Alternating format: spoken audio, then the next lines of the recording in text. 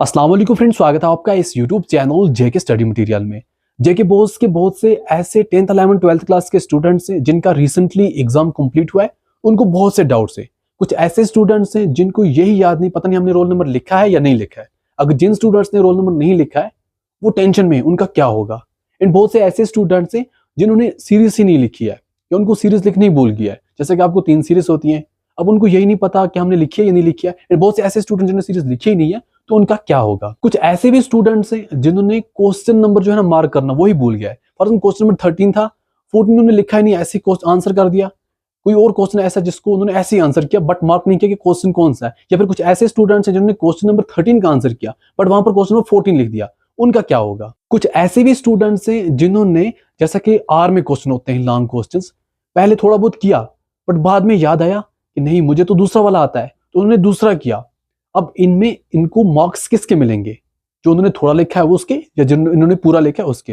And कुछ ऐसे भी स्टूडेंट्स हैं जिन्होंने सेक्शन लिखना भूल गया है। जैसा कि आपको सेक्शन होते हैं ABCD, डायरेक्ट क्वेश्चंस के आंसर कर दिए, क्वेश्चन 1 2 3 4 5, सेक्शन नहीं लिखे। एंड कुछ ऐसे भी स्टूडेंट्स हैं, जैसा कि आप सब जानते हैं जेके बोस ने पहले नोटिफिकेशन निकाली थी आपके एग्जाम से पहले आपने पेज ब्लैंक नहीं छोड़ना है। जब आपने लिखना है, अगर आपने ब्लैंक छोड़ा उसको कट करना है। या फिर कुछ ऐसे स्टूडेंट्स हैं जिन्होंने ब्लैंक छोड़ा है बीच में बट उसके बाद उन्होंने आंसर किया है, उनको ये टेंशन है कि पता नहीं हमारी मार्किंग होगी या नहीं होगी। तो ये सभी डाउट्स मैं आपके यहाँ पे क्लियर करूंगा, आपने इस वीडियो को अच्छे तरीके से समझना है। अगर आपको यही प्रॉब्लम्स हैं जैसा कि जो मैंने अभी आपको बताई, इनमें से कोई भी प्रॉब्लम आपको है तो आप टेंशन लेना बंद कर दो, आपको कुछ नहीं होगा, बिल्कुल भी टेंशन मत लो, सब कुछ ठीक होगा। लास्ट 5 to 6 ईयर हो गए मुझे जेके बोस के साथ। तो जैसा कि पहले क्या होता था, किसी को सीरीज भूल जाती थी, किसी को रोल नंबर लिखना भूल जाता था, तो पहले मैंने कॉन्टैक्ट करता था जो भी जेके बोस के ज्वाइंट सेक्रेटरी वगैरह है, तो वो बोलते थे आप मेल करो स्टूडेंट्स के रोल नंबर वगैरह, तो हम कुछ ना कुछ कर देंगे। बट आफ्टर दैट जेके बोस ने लास्ट में मुझे ये चीज बोली, जो भी ज्वाइंट सेक्रेटरी थे, कि जो स्टूडेंट्स भी अगर उनको ये मिस्टेक हो गई है तो वो टेंशन लेना बंद कर दें, इनका ये मसले हम यहाँ पे ही इजीली सॉल्व कर देते हैं। देखो जेके बोस की नोटिफिकेशन आती है एग्जाम से पहले, ये नहीं होना चाहिए, वो नहीं होना चाहिए, आपका पेज ब्लैंक नहीं होना चाहिए, कट करना चाहिए, अदरवाइज आपको केस लग जाएगा। ये जो नोटिफिकेशन आर्डर होते हैं ना, ये थोड़ा बहुत डराने के लिए होते हैं, बट फिर भी जब आने वाले एग्जाम होंगे इनमें अवेयर रहना, ये गलतियां नहीं। जैसा कि साथ में मैं आपके ये डाउट्स क्लियर भी करता हूं, कुछ ऐसे स्टूडेंट्स होते हैं जो रोल नंबर नहीं लिखते अपनी आंसर शीट पे, बट उनके जो रोल नंबर होते हैं वो अटेंडेंस शीट पे होते हैं, तो उसकी वजह से आपका मसला सॉल्व हो जाता है। अगर कोई ऐसा स्टूडेंट है जिसने ना ही अपना रोल नंबर आंसर शीट पे लिखा है ना ही अटेंडेंस शीट पे लिखा है, तो तब भी आपने टेंशन नहीं लेनी है। अगर आपका जब पूरा पैक होता है आपके सेंटर की जो भी आंसर शीट से, आपके रोल नंबर साथ जाते हैं। अगर किसी का मिसिंग होता है वो देख लेते हैं किसका मिसिंग है, वो वहां पर उसको कर देते हैं खुद ही।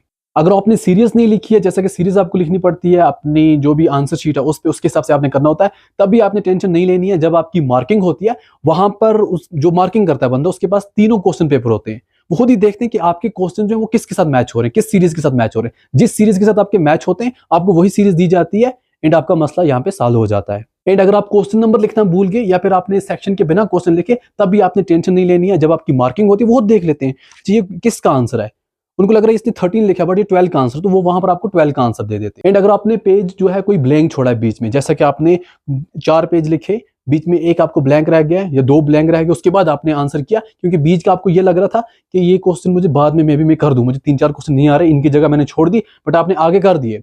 बट एट द एंड आपको वो जो क्वेश्चन है उनके आंसर आए नहीं, आपने ऐसे छोड़ दिया। आप टेंशन मत लो, जब आपकी मार्किंग होती है उसमें पूरे पेज चेक किए जाते हैं।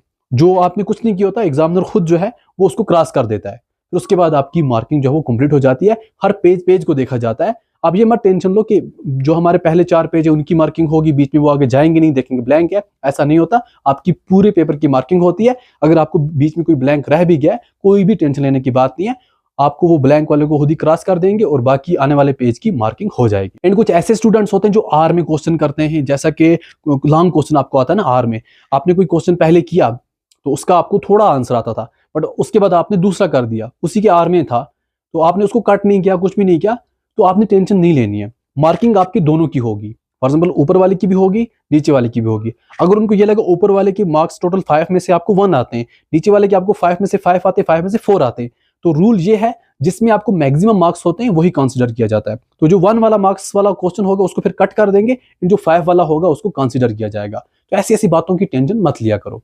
इस वीडियो को बाकी फ्रेंड्स तक भी शेयर करना, जिनको भी ये डाउट्स होंगे, इंशाल्लाह सभी डाउट्स सबके क्लियर हो जाएंगे और अपने रिजल्ट का अच्छे तरीके से इंतजार करेंगे टेंशन के बिना।